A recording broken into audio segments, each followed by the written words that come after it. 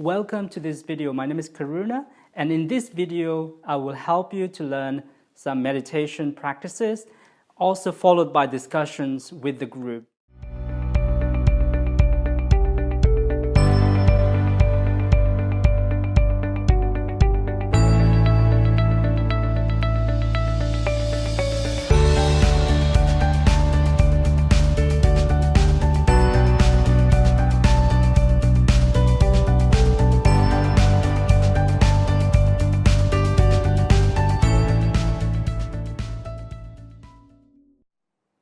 So let's sit quietly for about 1 minute and then we can start. So just let the mind to settle in, bring your awareness on perhaps the posture, just checking in.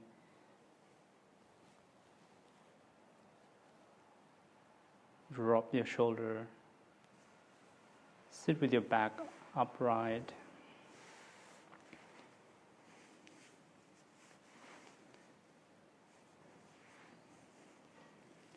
For now, you can just keep your eyes a bit open. Just have it open for now, looking straight.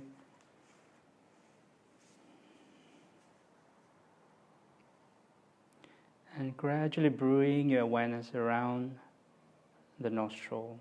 And notice the in-breath and the out-breath. And take 3 deep breaths. So start with the inhaling through the nostril all the way into the abdomen, and from the abdomen all the way out through the nostril, and repeat that 3 times to begin with.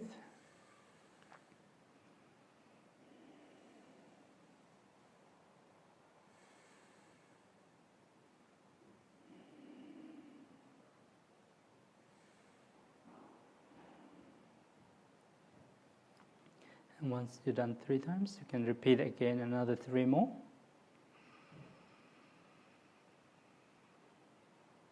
And breathing a little bit deeper, a little bit slower than usual this time.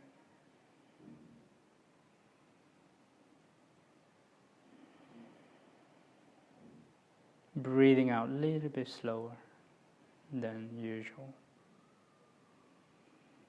And feeling what you're feeling, sensing what you're sensing. Allow the sensations of the breath, of the air, touching your body. Feeling the sensation of the breath.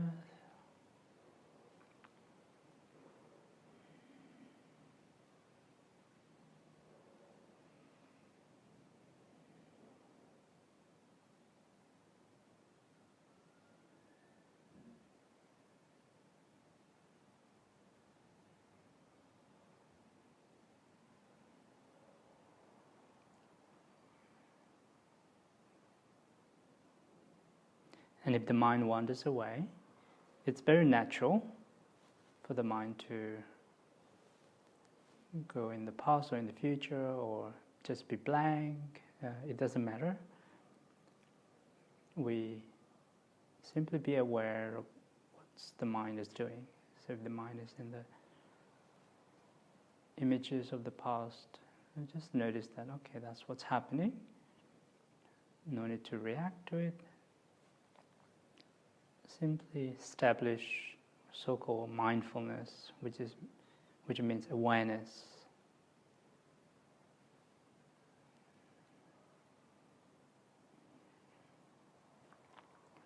And come back to your breath, in breath and the out breath.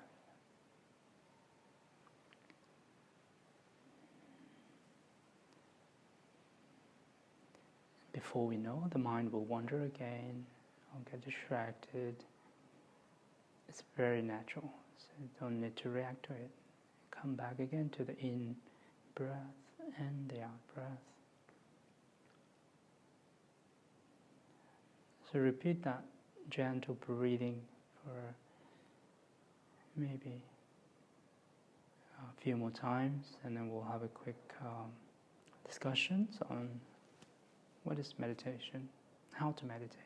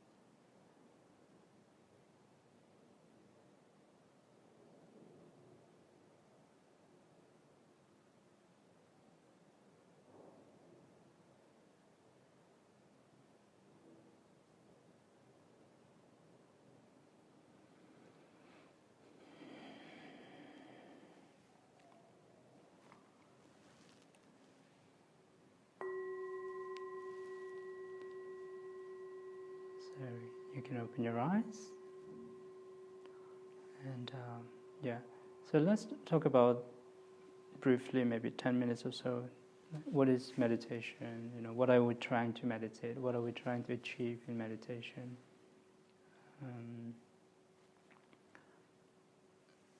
So maybe a bit of feedback. What is meditation for you when you meditate? I mean, it's quite an evolving question, evolving experience, because there's never a single answer to meditation. It can mean different things at different time and stages. So, what do you think is meditation for you? So right now, because it's evolving, right now it's more about accepting me. So whatever is there, accepting frustration of so-called not good meditation. Accepting the feelings, accepting the judgments, whatever comes. Yeah. And how is it different from initially when you started the idea of meditation? And well, in the beginning it was like, okay, I have thoughts. Like, I don't know. In the beginning, I guess it was quite messy. It was a lot of thoughts, and I was somehow trying to control them. I still get this feeling, but I still get the feeling that it's not quite right yet. Or it's not quite right. So less so now, but yeah, that was mainly that in the beginning. Yeah.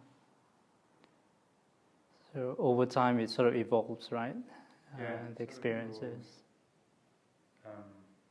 Slowly sort of learning that there's no way it's supposed to be, or there's no way it should be.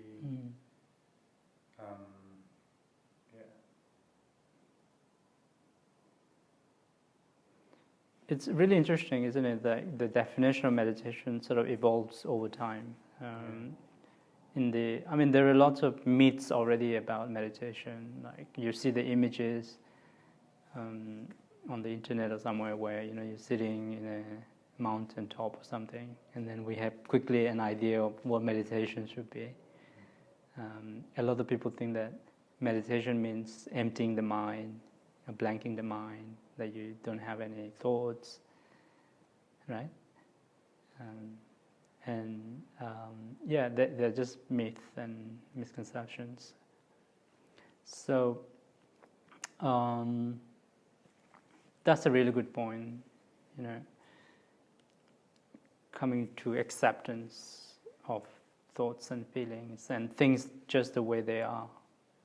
In Buddhist meditation, we just accept the way things are rather than how I want them to be or what is expected of it.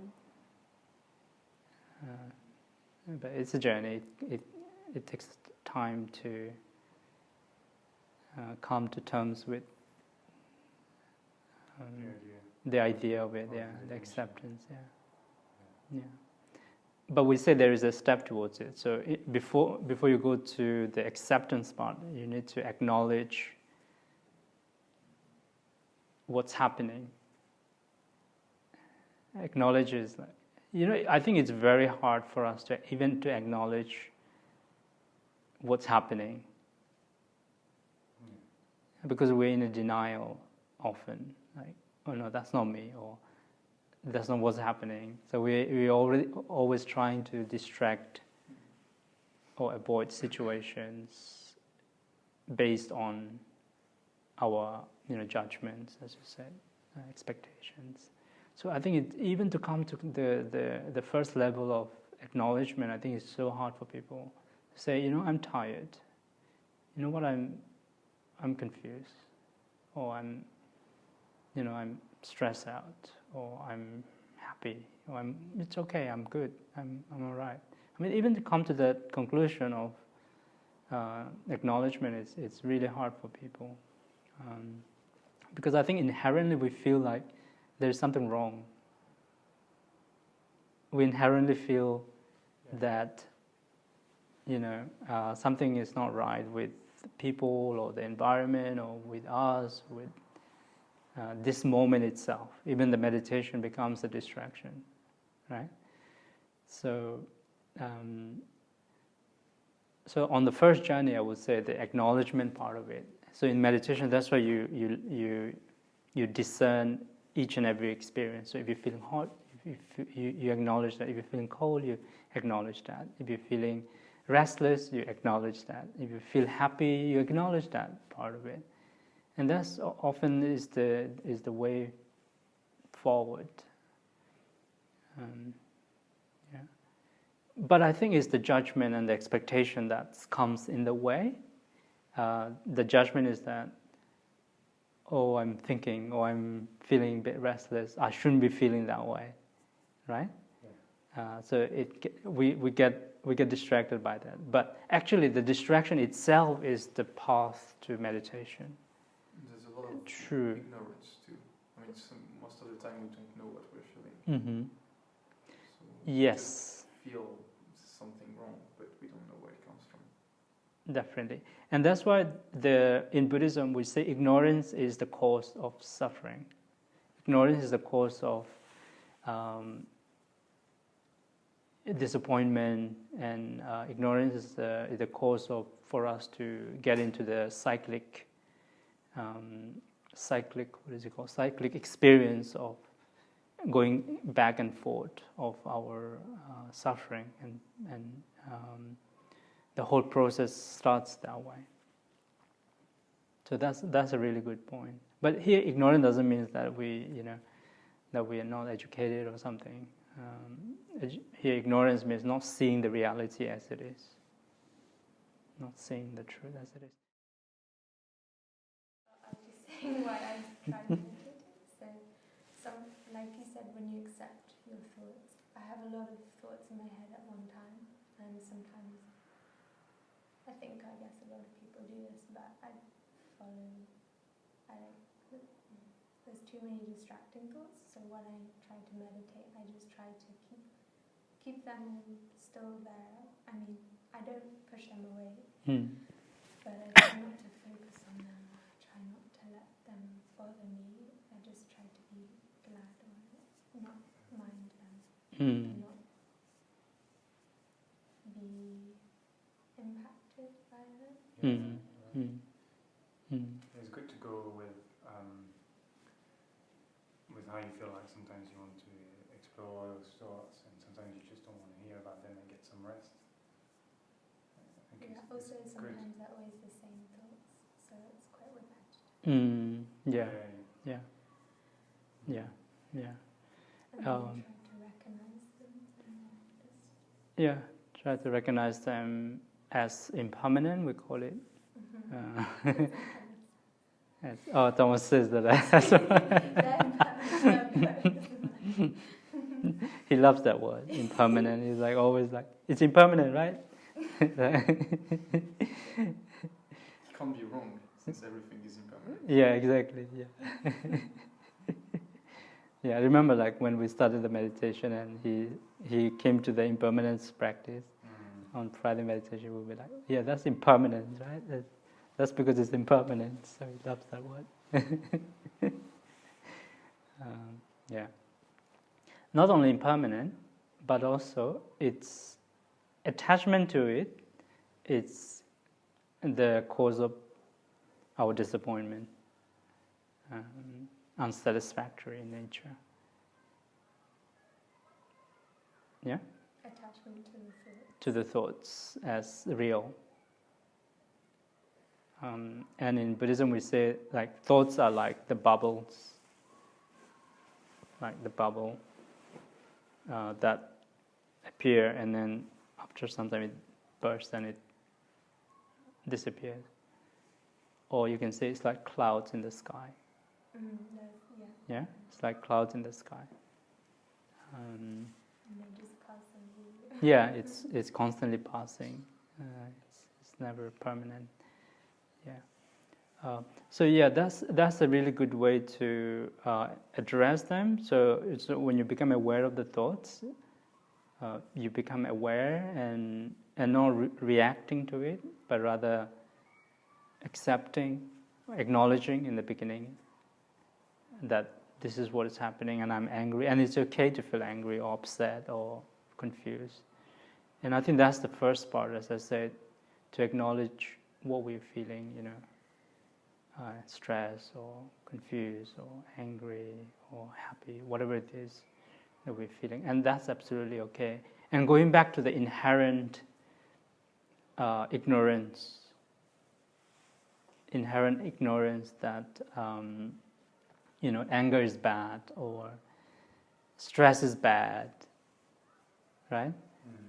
It's removing that, because I think in Buddhism we have this term called right view. So you need to have the right view. And what do we mean by right view? Right view means that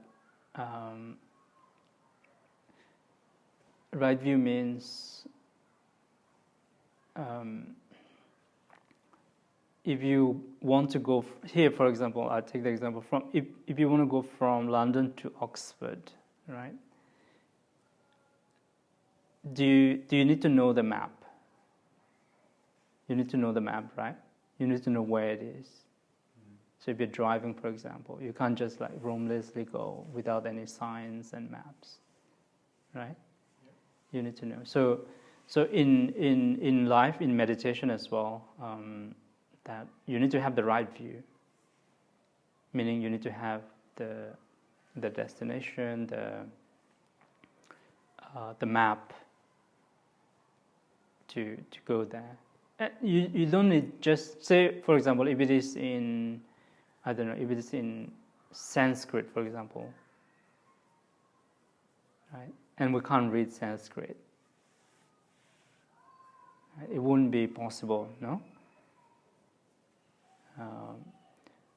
So having the right view here, the right view means having clarity. Having clarity. How do you discern something that is right, or from the right view, and something that is from the wrong view? How do you make? Okay, so it says in the text, the way to discern is through your own experience. So if your experience is producing like remorse or suffering, or from your experience, if you feel that this is not right, or if you feel that this is not ethical, or if you feel that this is harming other person, or if you feel that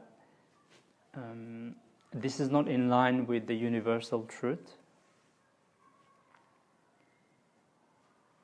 For example, right? For example, if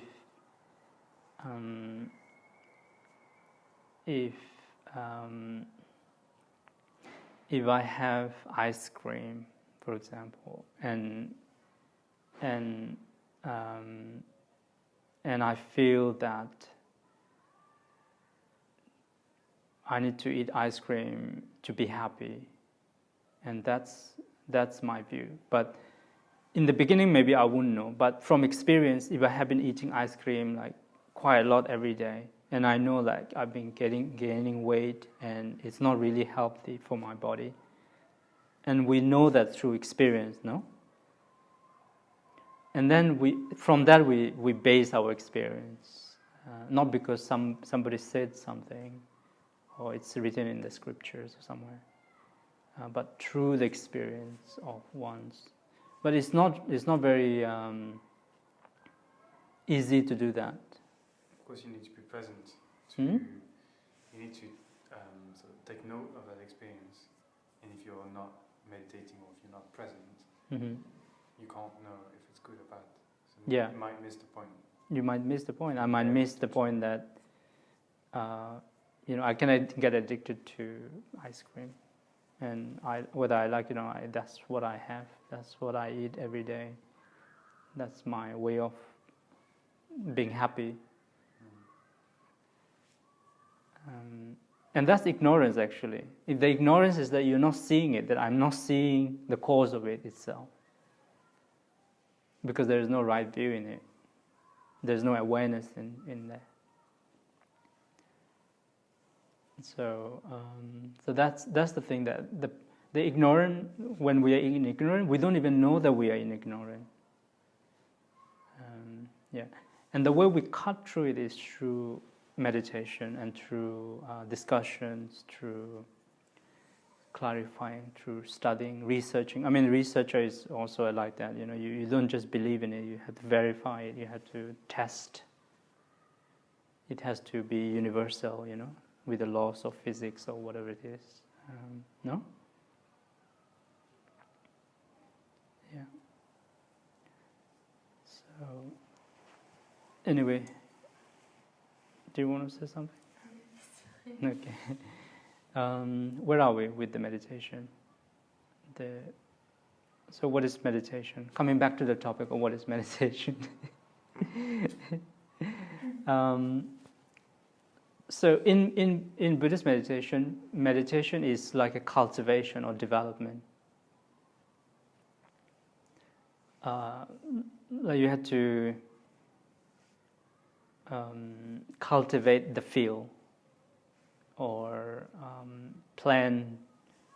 plow, or cultivate the land or the space. So here, obviously, we are cultivating the mind. We're cultivating our awareness, ourselves. And in the field, we have our expectation, our judgments, our hopes and fears, and sadness and happiness. Everything is there. It's a cultivation. It's a plant. It's a field. And we are working on the cultivation of it. But what is the nature of cultivation? What happens when you cultivate? Something grows. Sorry? Builds and grows. Yeah, something happens, right? When you cultivate. But it means that you have to constantly work on it, no? You have to be aware, you have to know where the plants are or where the weeds are. You need to make sure that the rocks or there are soil, you have to make the right amount of soil, right? Right amount of water. No, Alex? You think so? Yeah. I think because we don't grow up in farming, that we don't know much about it. But when I was young, I used to grow up with my grandparents, and they had a field, and they were full-time, farmers. So we had a really early experience of how they had to really be mindful of the seasons. It's an everyday job. Yeah, it's an You everyday can't do job. one Yeah. day every Yes. 2 months. Yes. So they had to plan the year almost.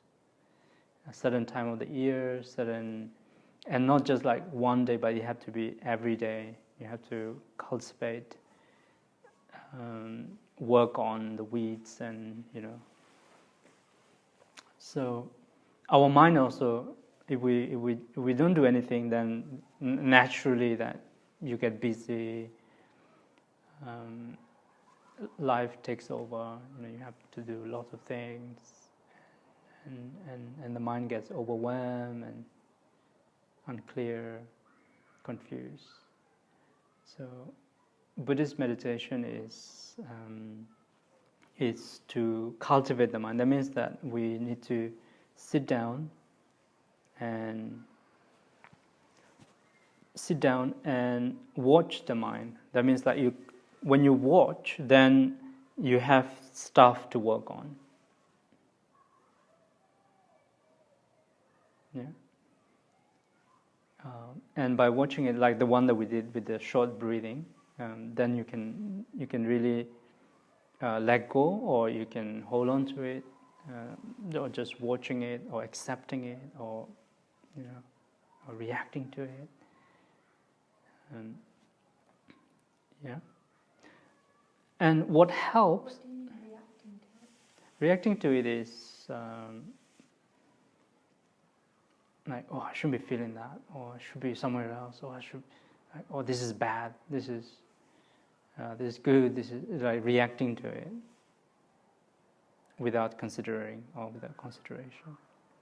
Yeah. It's often like feeling guilty that you are sad, for example, or that you are angry because of something that shouldn't make you angry, and you feel guilt because you have that feeling. What if you react by accepting? Then you don't react, I guess. I think what it means is there's different ways of reacting, but Karuna can say responding instead of reacting. So reacting would be more like some sort of impulsive reaction to whatever you're feeling, and responding would be maybe a bit more mindful and more paced consideration of what's happening, and then you make another reaction from there. Got it? Yeah. So good words to remember is responding rather than reacting. Responding. What happens when you respond? It's you're more composed, you're well balanced, you know what you're doing. Whereas if you're reacting to things, it's compulsive. You don't even think about it. You just say something or do something, and then we regret later. One is more biological, by the way. Reacting is very biological. We grow up with that one, which often is very automatic. Whereas responding is more on a very higher realm, which is conscious, which is more, I don't know the word, maybe spiritual, you can say as well. Maybe spiritual as well, in some ways. Here, obviously, spiritual means to a higher conscious state, to a more contributing to the growth of human evolution. Yeah. Anyway, so try to approach meditation that way, through the angle of cultivation, rather than you have to sit down, or you have to close your eyes, or you have to be in a different state or have blank mind. No, meditation is not like that. Meditation is more of the cultivation of the mind. So you're watching the mind, you're seeing how reactive you are, how responding you are, how kind you are, or how ignorant you are, or how wise you are. So that's the meditation. And daily meditation is really important. We need to meditate daily, because like the farmers, if they don't work on it, they won't have the crops. We won't have the food that we have it. And that's really true. Like if we want to get the benefits of meditation, which is actually to liberate ourselves, to free ourselves from the conditioned existence, from our existential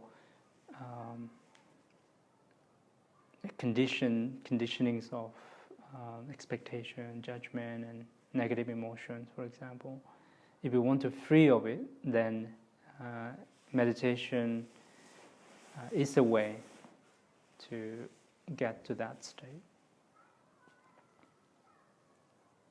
Yeah. Happy with it? Yeah. Happy with the discussions? Yes, maybe one thing. I use sometimes meditation for relaxation, which is not really meditation. But there are different kind of meditation. Still not necessarily bad. No. Relaxing. Okay, this is a really good point. Clement just brought it up because there are two types of, broadly speaking, there are two types of meditation. One is the samatha, which is more of a calm, relaxing mind, relaxing approach. So if you feel like you're very hard on yourself, or if you like your mind is very, very busy, restless, and very panicky state all the time, fearful and things like that, then it's good to do the samatha. And often people start with the samatha and they go into the vipassana, which is the second one. So if you feel that you're very tired, exhausted, so you want to just like do nothing, just go into an empty room or space, not distracted by things, and you just like sit quietly, and that will help the mind to really clear up and settle, unwind. And once the mind is quiet and calm, then you can use the second type of meditation called vipassana. And the vipassana means insight meditation. That means like you become aware of your subtle thoughts, like worry or desire for something. So it's linked to, like you said, feelings. Feelings? So your thoughts and your feelings? Yeah, Or thoughts just and your feelings. mind? Yeah. So there are different experiences. Very quickly, we have the six senses. Yeah. The six senses are the six faculties are. So you have the body, and then you have feelings. Feelings. So we have the feelings. We feel happy. We feel sad. We feel other things as well, other emotions. And then you have so-called sankhya. Sankhya means it's like a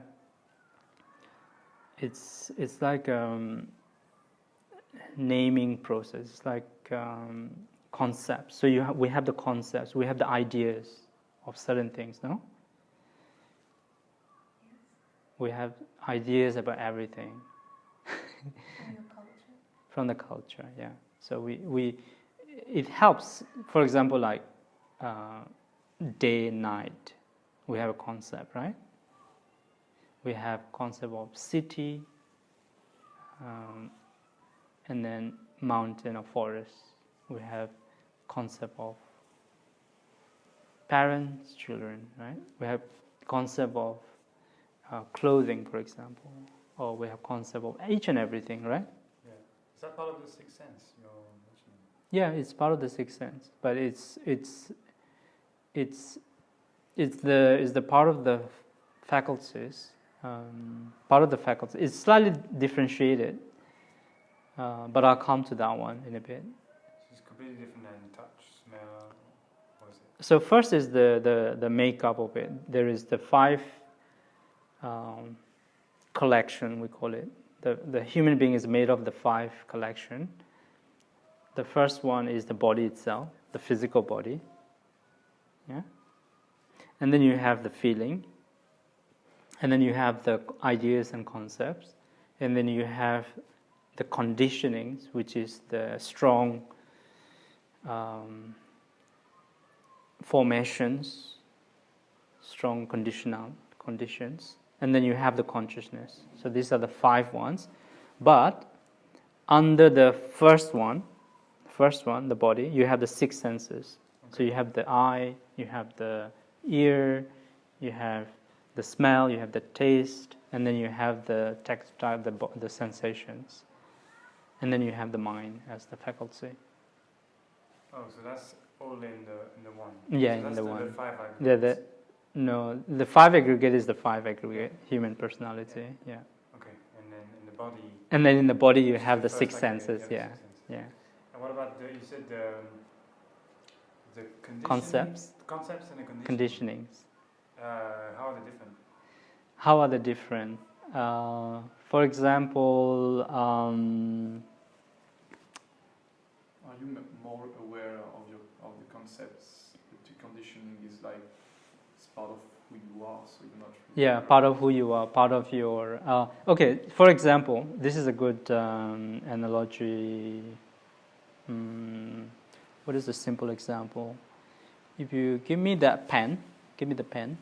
Yeah. So how would you call this? Pen. So pen is the concepts, the idea, and the conditioning is how do you know it's a pen? Okay, so it has something to do with the past. Yeah, something to do with the past, something to do with your upbringing, like you were taught. For example, how to say in French? Stylo. Yeah, stylo. Like for us, I have no idea because I don't have the conditionings of that stylo. Yeah. So that's conditionings, the past. But the fact of naming it, because of the relativity, because you two know it, but we probably would not know it in French, right? I might say column, for example. Column is in Bengali, for example, right? Column. If you guys have no idea what it is, yeah. So the naming process is the sangya, the ideas, concepts, and the conditioning is the past, how we get there. Does it have something to do with karma? Does it have something to do with karma? Yes, the conditioning is the karma, yeah. The conditioning is the karma, yeah. And the last one is the consciousness, just that you are aware of it. For example, if we are not here, then, or if we are sleepy, for example, if you're fast asleep, even though we will have this conversation, but we will not be able to process that experience. There will not be this experience. So the conscious part is the awareness. Which is not always present. Which is not always present, yeah. For example, you're thinking about, say, last night.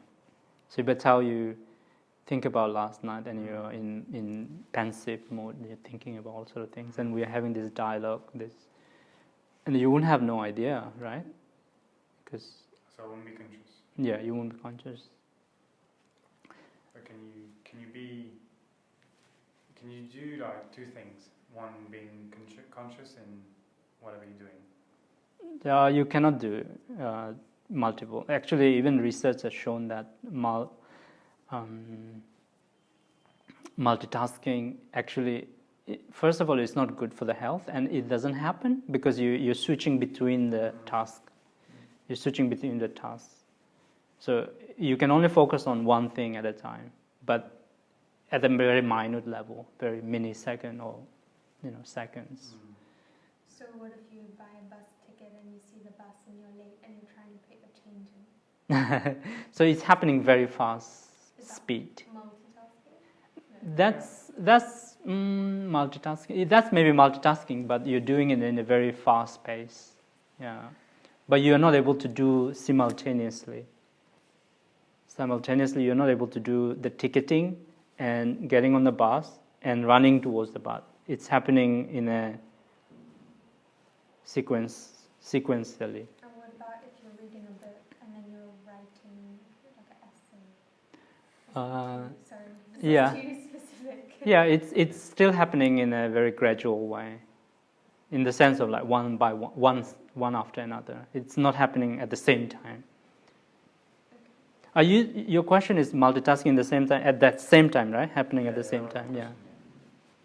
Yeah, your mind can only have one object at a given time. Yeah. It doesn't mean you can't do two things at the same time. But you're doing a lot of things, sort of, part by part. Yeah. More on the precise level, there's only one object. However, if you're mindful, you will be able to do them in a very a continuous way. So you will be able to get the tickets, at the same time maintain that awareness, that mindfulness. So you're very aware of getting the tickets. You at the same time worried about the bus leaving, so you need to get there just 2 seconds or 5 seconds, and you need to get in there, make sure you swipe, and so it's all happening at the same sort of. That's why the consciousness itself is a faculty, the last one, and that's where the mindfulness comes in, because what the yogis realize that actually you can do a lot with the consciousness.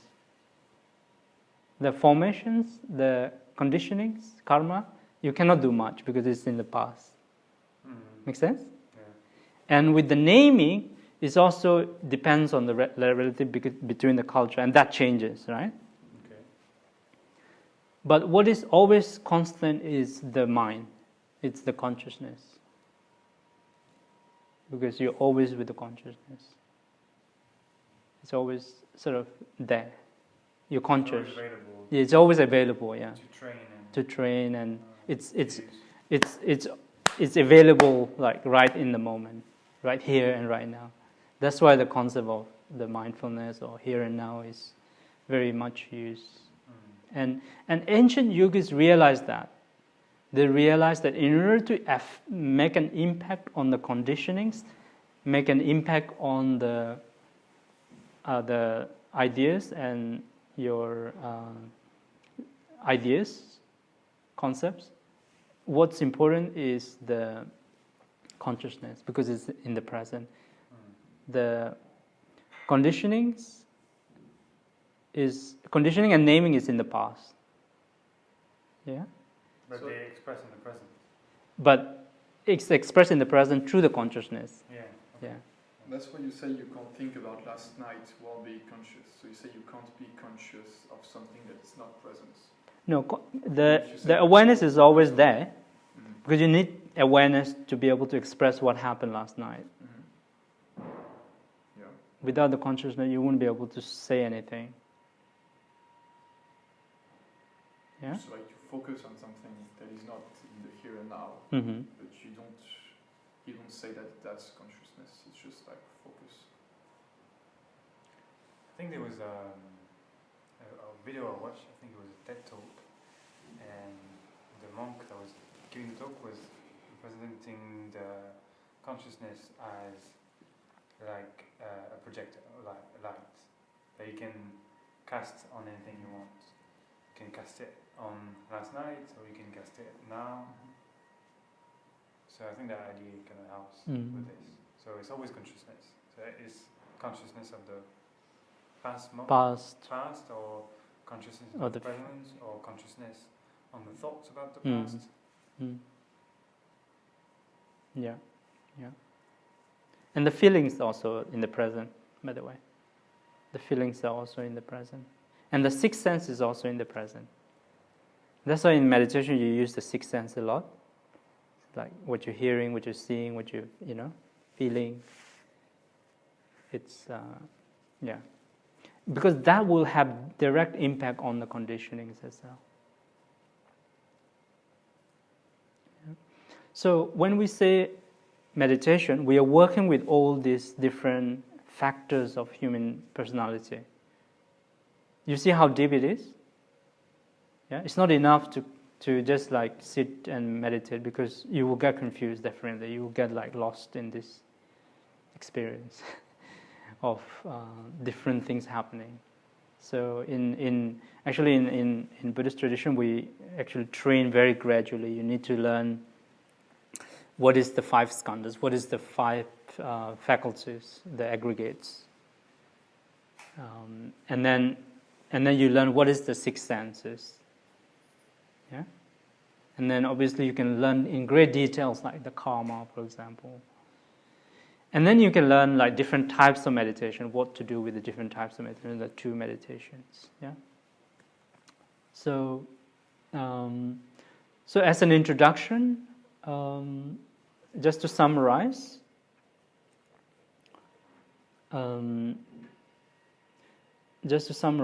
especially for you, I think, is that meditation doesn't mean just sitting quietly or blanking out, or it's not the empty mind. And meditation means cultivation of the mind.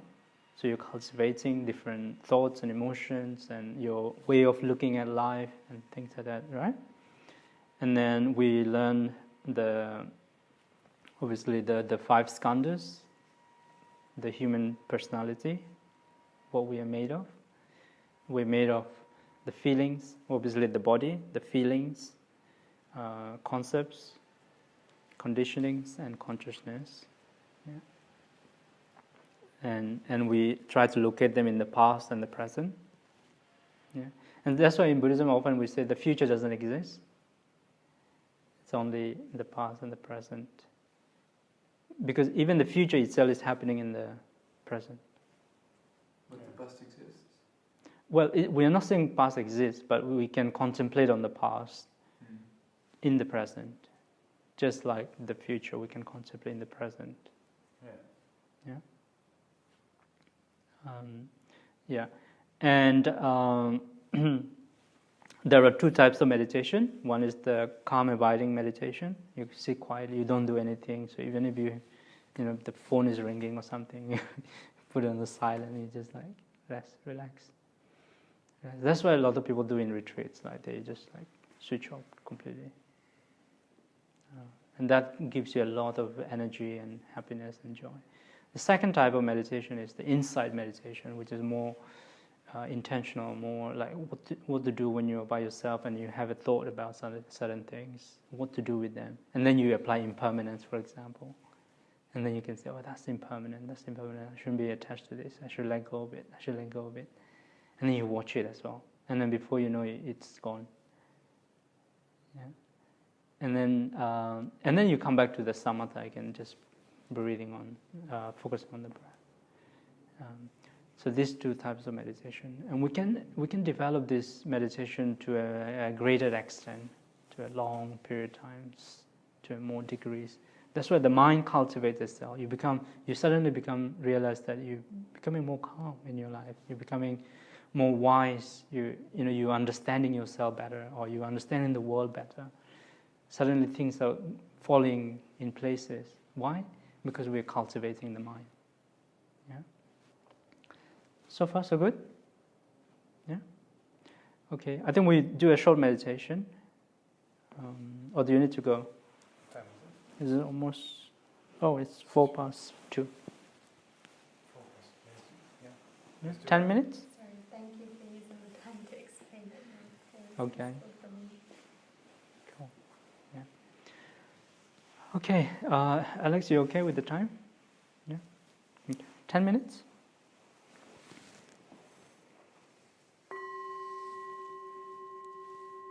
So please find the right posture. You can either close your eyes or open.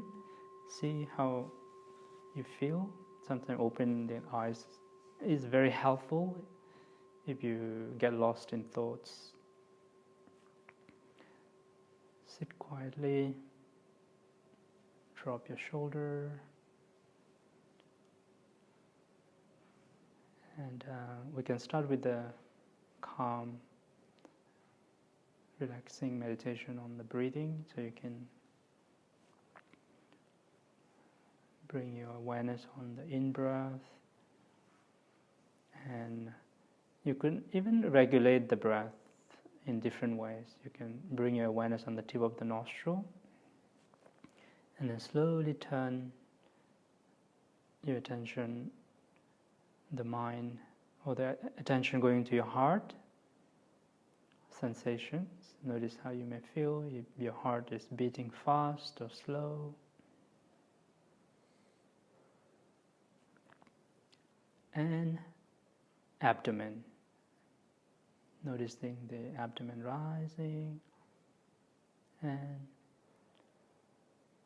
falling. And once you had enough, you go back to the nostril again. Spend a bit of time, maybe feel the cool sensation or warmth at the tip of the nostril. Notice how you may feel. You don't need to make any changes, you don't need to force yourself in some way, or don't expect certain things needs to happen. It's absolutely fine where you are. And then move to the region of your heart, and then notice maybe the palpitation of your heart, the movement, the rise and the fall of the chest.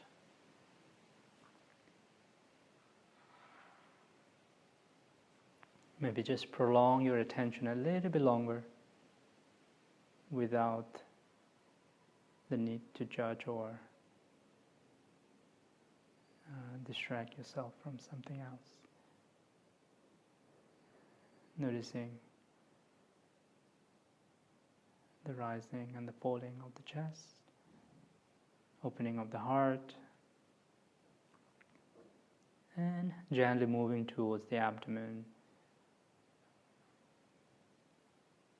rise and the fall of the abdomen, and rest in this gentle body feeling and awareness.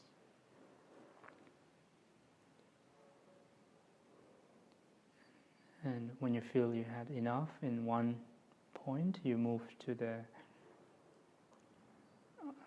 nostril or other parts. The circulation is really important because it helps you to be in the present. For example, if you just focus on the breath itself, you get a bit monotonous, a bit boring, a bit tight, a bit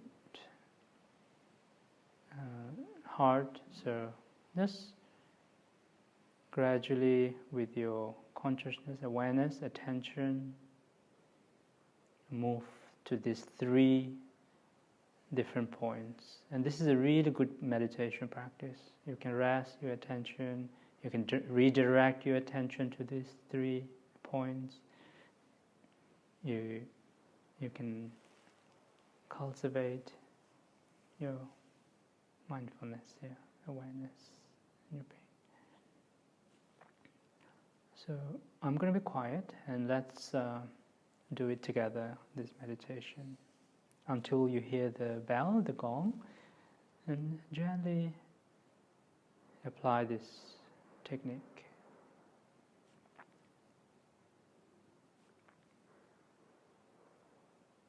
Whenever you get lost, you just come back to one of these points and continue.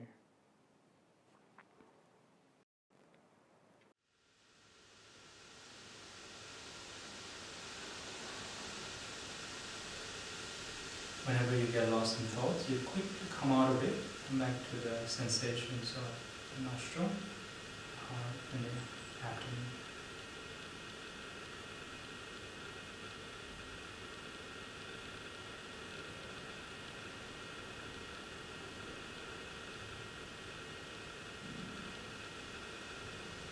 So the distractions are the thoughts. So just recognize that. Whenever you think something, that's a distraction. Come back to the sensation, the movement, the experience of the body.